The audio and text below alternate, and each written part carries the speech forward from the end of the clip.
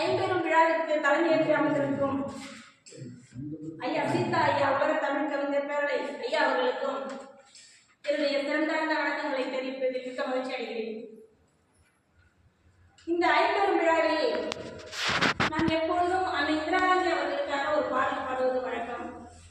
இன்று மாறாக NS கிருஷ்ணன் ஐயா அவர்களின் ஒரு பாடலை பாடுவதற்காக பாடுகிறேன். இதோ அந்த பாடல் உங்களுக்காக. வளைய